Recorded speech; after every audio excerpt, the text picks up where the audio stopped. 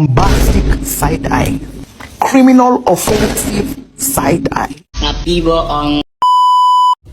Halo everyone, aku Salwa Aulia Holifatullah, lahir di Bandung 4 Desember 2005. Aku anak ke-1 dari 3 bersaudara, anak yang seringkali membuat ibu marah karena kelakuannya. Ini kisah tentang aku yang terpaksa menjadi terbiasa.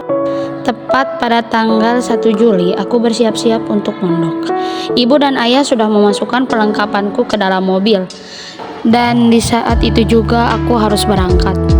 Di saat perjalanan, aku hanya terdiam dan terus menatap jendela mobil dengan muka yang sangat memelas. Sampai tidak sadar, aku sudah sampai di pesantren. Aku pun keluar dari mobil dan bodohnya aku malah memakai celana, tentu menjadi pusat perhatian santri lama. Kemudian, ibu mengajakku untuk pergi ke asrama. Bangunan 3 lantai bernuansa pink itu membuatku terpukau. Tanpa berbasa-basi, aku diantar pengurus menuju Kobong 2. Ibu membuka pintu. "Assalamualaikum," ucap ibu. "Waalaikumsalam," kata santri yang berada di Kobong 2. Awalnya mereka tidak sadar kalau yang memberi salam itu orang tua mereka. Kira itu santri lama, tapi di saat mereka menyadarinya, mereka langsung menghampiri ibuku dan mencium punggung tangannya secara bergantian. Kemudian ibu berbincang dengan mereka. Sebetulnya aku tidak tahu ibu berbicara apa, karena aku sedang diam melamun memperhatikan sekeliling Kobong. Aneh tapi lucu itu kala yang tersirat di kepalaku. Tapi ada yang aku dengar dari mulut ibu, katanya, "Ibu titip anak ibu ya, kalau Salwa tidak taat aturan hukum aja, gak apa-apa kok." Saat mendengar kala itu aku memutar bola, mataku malas. "Ya sudah, ibu pulang dulu ya, Wak. Hati-hati di sini," ucap ibu sembari pergi, dan entah kenapa aku merasa mataku berair. Lalu aku segera mencium punggung tangan ibu. Kemudian ada yang menepuk pundakku. "Hei Salwa," ucapnya. Ini Teh Ispi kan, anak teman mamah yang waktu itu main," ucapku mengingat-ingat. "Haha, nggak nyangka kamu di sini. Ya udah yuk kita ke masjid untuk lebih tahu asrama ini, nanti kita berkeliling," ucapnya. Aku mengangguk menyetujui. Setelah berkeliling panjang, akhirnya aku pulang ke Kobong. Dan ternyata sudah banyak santri baru. Kobongku terdiri dari 6 santri baru dan 4 santri lama. Malam pun tiba. Kami sedang bercerita tentang pondok pesantren Al-Istiqomah. Teh Siska, kalau pengurus itu apa ya?" ucap Nadia. "Jadi di pesantren kita diatur oleh pengurus. Nah, pengurus juga mempunyai ketua yang diberi nama Roisah.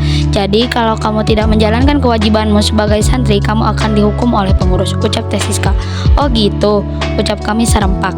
"Jadi pengurus juga kayak organisasi ya?" tanya Agnia. "Iya, Agnia, kamu betul sekali," jawab Teh Siska. Dikarenakan sudah larut malam, akhirnya kami pun bersiap-siap untuk tidur. Aku membaringkan tubuhku dan menutupi semua badanku dengan selimut. Aku pun menangis karena rindu suasana rumah. Mungkin aku masih belum bisa berinteraksi dengan suasana pesantren. Banyak sekali kalimat yang melewat di kepalaku. Sebetulnya pesantren memang bukan kehendakku, tapi kehendak kakek dan ibu yang menyuruhku untuk pesantren. Aku tidak bisa membantah. Akhirnya aku pun menuruti kemauan kakek dan ibu pada waktu itu. Nanti juga terbiasa. Sabar, ucapku menyemangati, dan tak sadar aku terlelap. Lambat laun akhirnya aku terbiasa dengan kehidupan pesantren. Ya, meskipun aturan yang ketat, apapun juga harus ngantri, aku tetap menjalaninya dengan sabar. Dan akhirnya 3 tahun telah berlalu. Aku sudah mengenal teman-teman yang lainnya hingga tak terasa 1 hari lagi kami akan lulus. Sudah turun-menurun, kalau sudah menginjak kelas 12 ataupun 9, selalu kobongnya disatukan.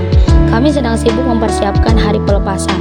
Lalu tiba-tiba ada yang teriak di lantai 1, "Assalamualaikum, hei kepada kelas 12 dan 9 diharapkan ke lapangan sekarang, gladi bersih." Saat mendengar itu, kami pun pergi satu persatu ke lapangan. Semua sudah berada di lapangan. "Ayo kita mulai latihannya," teriak Mang Hadi. "Siap," ucap kami serempak.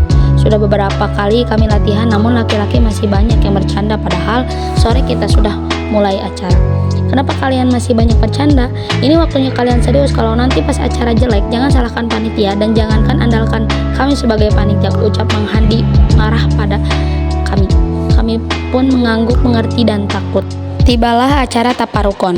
Setiap berjalannya acara, tidak ada yang tidak menangis. Aku yang sadar dengan kesalahanku, selalu membentak, selalu tidak turut terus-menerus menangis, memeluk ibu dan meminta maaf. Aku bersyukur disekolahkan di sini, aku bisa mandiri, aku bisa tahu apa arti dari sabar.